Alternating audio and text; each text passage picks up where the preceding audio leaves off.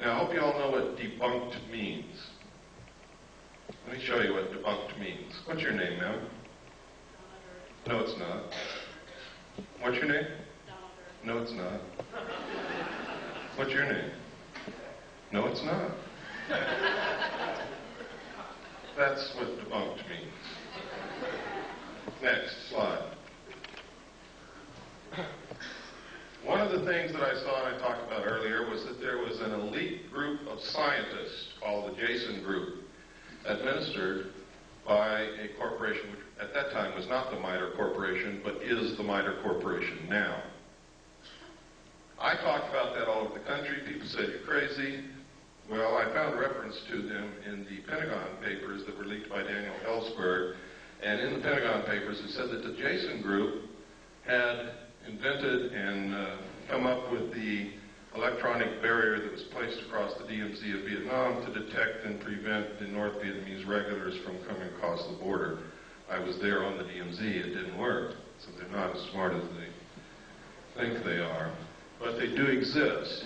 Some people submitted Freedom of Information Act requests and actually got the truth out of the Pentagon. The first official acknowledgement that they exist. We submitted one and got it, but what I'm going to show you is not what I got, because people always doubt what I get, so I'm going to show you what somebody else got. Richard Whitmire of the Gannett News Service published this in the Olympian in Washington, and this is what he found. Next slide. He found that these guys are incredible. They have the highest security clearances in the nation. There are several Nobel Prize winners in the group. They hold the protocol rank of Rear Admiral, which is 2 stars whenever they visit any military installation, ship, airplane, Air Force base, or government facility. They are paid $500 a day consulting fee, and they are literally some of the best brains in this country. Next slide. Next. And these are some of the lists.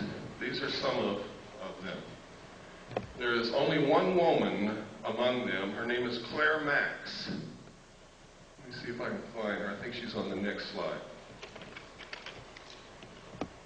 There she is, Claire E. Max, Institute of Geophysics and Planetary Physics, Lawrence Livermore National Laboratory.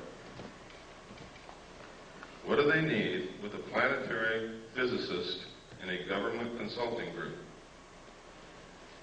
Next. Next. I always try to point out what's happening with women because I'm very sensitive to women's needs nowadays.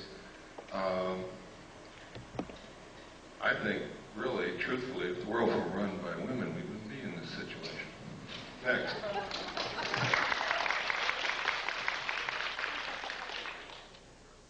This is Bob Exler's idea of what the cover-up structure looks like.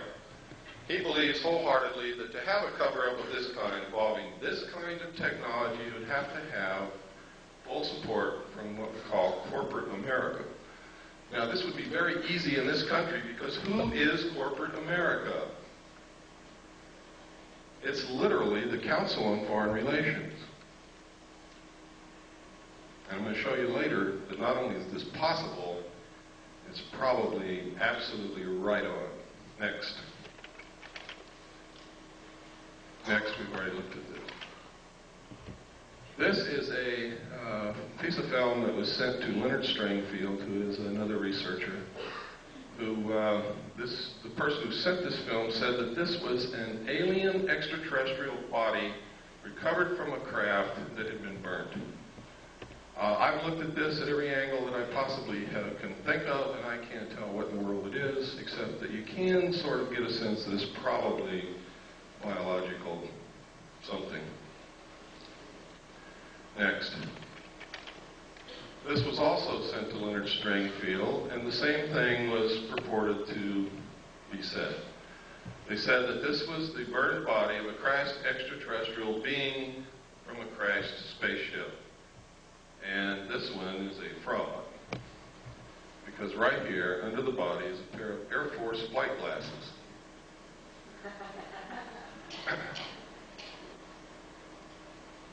I've seen enough of those in my life to know exactly what they are. Next. This is an official U.S. The newsreels captured it. We went down to watch Roy Rogers on Saturday morning, and they showed us this thing hopping around the flight line in front of a bunch of reporters in bleachers, and it never went anywhere. It just sort of hopped around, and the pilot had this incredible, terrified look on his face. Next slide. This is a photograph taken at a junkyard at a, I believe it was White Sands test range. Nobody knows what it is. Looks like a mad welder went wild. Next. This is a photograph. It's supposed to be able to learn how well parachutes of different designs work with this thing. Is that true? I don't know. Next. This is another one. We couldn't figure out what this is used for. We compared the shape and the size of this to the known nose cowlings of large aircraft, and we haven't been able to find anything that it fits. But there's a lot of experimental aircraft that you never get to see, so that doesn't mean anything really. Next. These are photographs of 3 UFOs, or actually 4. One's almost out of the photograph up there, over a power plant. They seem to really like power plants. They're seen a lot, especially around nuclear power plants. If my theory about the cattle mutilations is correct, that might explain it. Next slide.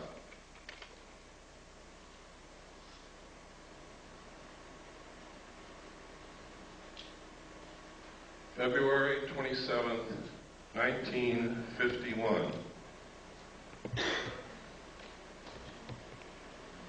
Isn't Lassie beautiful? Next slide. This advertisement was in this magazine. Flying mobile camper of the future, maybe electric power plugging into any electric outlet for recharging. Now this is during the period of time when people like Herman Oberth, the world-renowned rocket scientist who was the teacher to Dr. von Braun,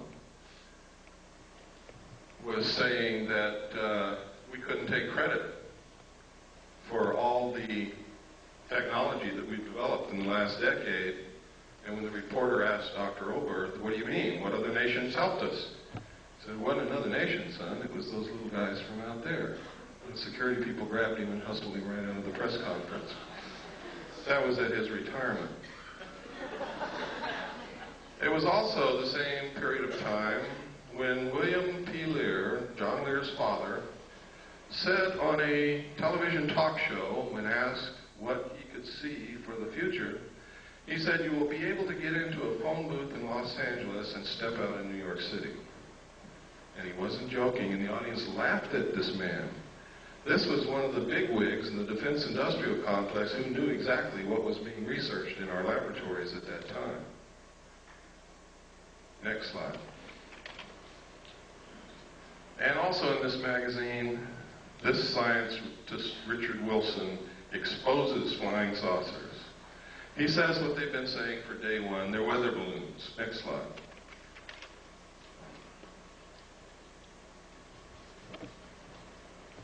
Albert Einstein. If, in fact, extraterrestrials were real and we had recovered that technology, I'm sure that Albert Einstein would have known about it and would have been in on it in one way or another. Next slide. And he may have known about things like this, the proceedings of the Lunar and Planetary Exploration Colloquium. May 13th, 1958. Look at that date because it's very significant when you look at what's in this book. And I'm going to show you a few pages. I've got this book at home. I guard it carefully because it's the only copy that's ever been able to be located, and I've got it. Introduction to the Initiating Group, Scientific Aspects of the Lunar Surface. How did they find that out? The physical characteristics of the lunar surface. The geological aspects of the interior of the moon. Evolution and nature of the lunar atmosphere. Didn't someone tell us that there was no lunar atmosphere? Isn't that correct? or was I